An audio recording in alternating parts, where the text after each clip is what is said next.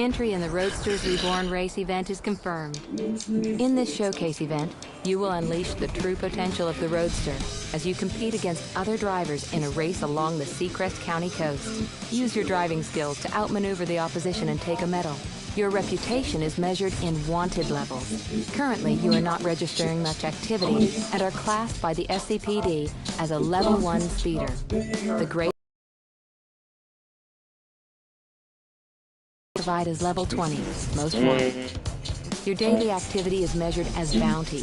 The harder, faster, and more dangerously you drive, the more bounty you earn. Win races, beat your rivals, and stay one step ahead of the cops to increase your wanted level and get access to new cars and entry into the toughest events. Your car is equipped with a race-spec nitro system. Use this system to gain a rapid acceleration increase. Nitros will only charge if you drive dangerously. Drive in oncoming traffic lanes. So that bitch out staring at me, drift corners, and take shortcuts to gain the most nitros. This race has restricted entry requirements. You can choose any of the available cars to drive in the race. Some cars are locked at this time and will become available as you increase your wanted level. You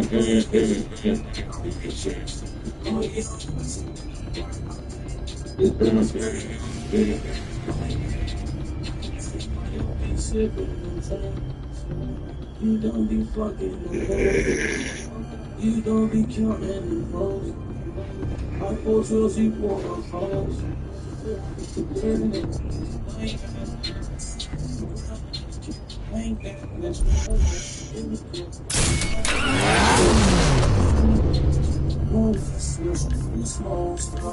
Porsche engineers have realized a long-held dream. The dream of a roadster that is more original, more sporty, and more liberated than ever. By taking an idea back to the basics, the Boxster Spider is based on a pure...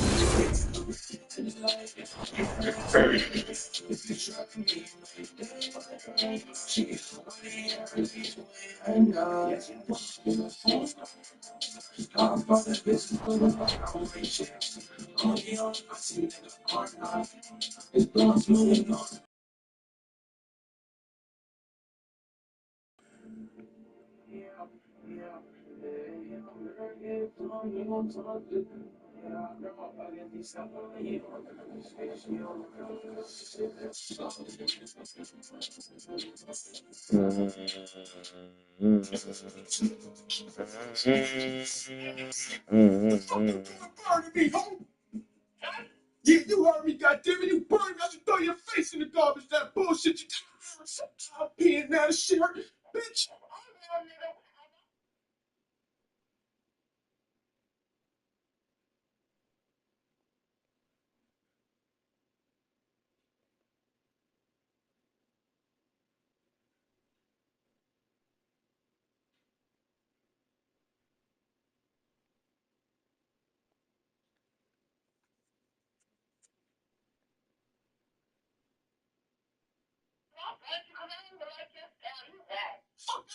Here is how I would invest $1,000 in 2025. Number one, I would take by VOO, which is Shannon Sharp and ESPN are in a negotiation about his exit. And this is how these things play out. If Shannon Sharp quits, whatever that contract he signed with ESPN in the past 6 months to a year, if he quits, he surrenders all that money. If ESPN can fire him for cause, he surrenders all that money that's on paper from ESPN. And so Shannon Sharp, trust me, the New York Post published a story today about this Michelle Bundy, one of Shannon Sharp's ex-girlfriends, who has been saying for years that he attacked her, strangled her, threatened her, the horrifying, all this other stuff. Story about her. Front Office Sports yesterday reported the story that I have been telling you about, that when Shannon Sharp was at FS1, Freak Sports 1, and during the time that I was there, Front Office Sports has reported the story about the young, I believe the woman... It's like, I don't know if the 6'2" and under guard is at a premium no more as a starter. Maybe as a backup, but you have to be. I just talked about this the last. It's got compressed. It has. Right? It's compressed. It's not like either Donovan Mitchell, Drew Holiday, 6'3", New Door. Or it's you can't get picked on defense. That's the thing, because we're playing such a pick on game that they would really literally, if you can't guard, they will bring you up every slip. Yeah, and you're 6 foot, 6'1", and you're not a bulldog like Davion Mitchell, Drew Holidays. On the defense side, or you're not an offensive like Kyrie, where you can score on do 7 feet easily, ISO, that I just can't see it. What you think? So no. To his point, I agree.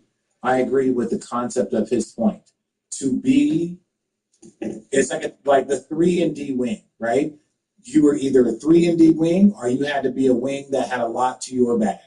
Those were the in-betweens. There wasn't a lot of in-betweens, let's say, 7 years ago. It was 3-and-D and that. He's basically saying you either have to be one of those elite defensive guards, the Drew Holidays, the Davion Mitchells, built a certain way because the way the pick-on game is, or you have to be one of those elite scorers. In Kyrie, in Steph, in Russell, in those that kind of different guard category. I would say, people forget Jamal Crawford is 6'5", so that's even a different monster. But just someone in that category of 6'3", 6'4", he just says you have to fit into a certain mold. Well, it was drunken contradiction all over the place in that clip, because he brought up Luke Doris. Luke Doris is 6'6", 6'7". He don't even fit into that. Hold on. Let me finish. He brought them up, but at the same time, listen, man, we're seeing guys like a TJ McConnell. It was a real thing that if the Pacers would have won, we would be sitting up here talking about TJ McConnell possibly being the fucking Finals MVP. Luke Dort is 6'4", by the way. Who? Luke Dort is 6'4". And that's generous. Okay. What about Brunson? What about Darius Garland? Right? 5'9". Huh? 5'9". Darius is No. Darius. Don't let him talk about you like that. Why is Darius catching strays today? I don't know. I don't know, but like Fred Van Vliet, right? 6 foot, 6'1" guard. Like, it's a value there for little guards. And by the way, little guards are not the only people that get picked on. We watch Luka get searched out every time down. Hold on, I'm not picking on him. I'm stating the facts. We watch Roy Williams. We got to watch every place for 6 foot. He's actually 7'8". He's picked up. Right now, I'm make excuses when he's sitting up here talking about that. Why you say that? Everybody just is. Nobody is sitting here saying this and throwing the ball down to the low block unit. Like, nobody is there. So I'm not even worrying with their logic anymore. It's not about that. Right? It's not about that. I think the game is evolving. I think it is a space for little guards. We're up. The other thing, and this is true, not to be technical, on that one weak side, if you keep the smallest guy there or lower your game down, and they're not in a switch, that tag is useless. That tag is useless if you ever done that. It's a game. You can get paid and you can't spend to the shot clock. Like, you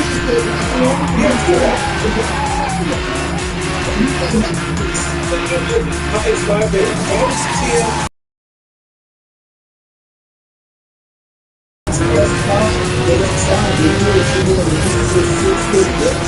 That's out there, that's out there in college, that's falling. Military pay. Here's how she's on the front. That's the dominant medium support guy that can kick his ass.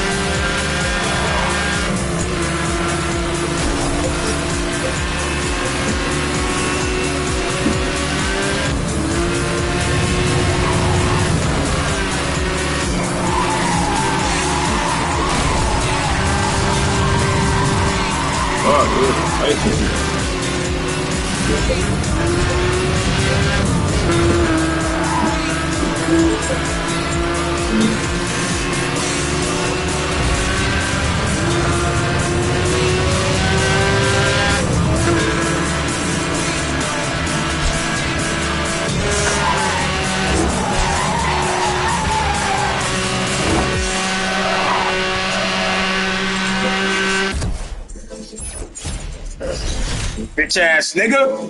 The fuck? You bitch ass niggas thought I was gonna what?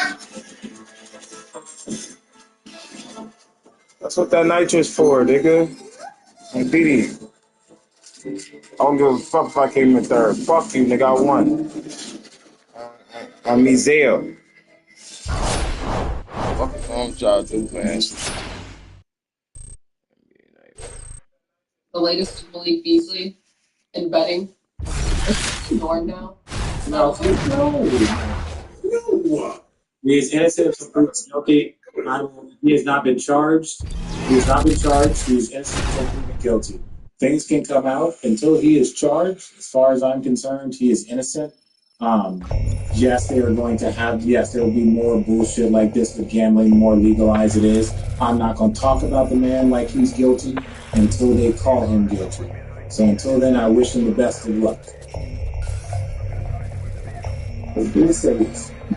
Welcome, cadet. You have been accepted into the ranks of the SCPD, the world's fastest speed enforcement unit. You begin your career as a rank 1 cadet with limited access to the department. The pinnacle of the speed enforcement unit are the rank 20 ultimate enforcers with access to any vehicle or pursuit resource required. Your career with the SCPD will be measured on your performance in the field. All of your actions are... The smiling Adam Silver, I think he's the best submission. Was, hey, yeah, you can call my phone anytime. The players submission. First produced by the Ford Motor Company in the 1950s and affectionately known as the Crown Vic, this car has become the iconic police and taxi car. Its body-on-frame construction makes it very rugged and easy to repair after minor accidents. The only full-frame rear-wheel drive passenger car built in North America. A 4.6-liter V8 drives its rear wheels, resulting in handling which lends itself well to police driving techniques, where the front of the police car is used to push the rear of the fleeing car. The police version of the Crown Victoria has a black front grille and rear fascia on the trunk lid. Black trim can also be found under the taillights. The next generation police interceptor from Ford will be based on the Ford's latest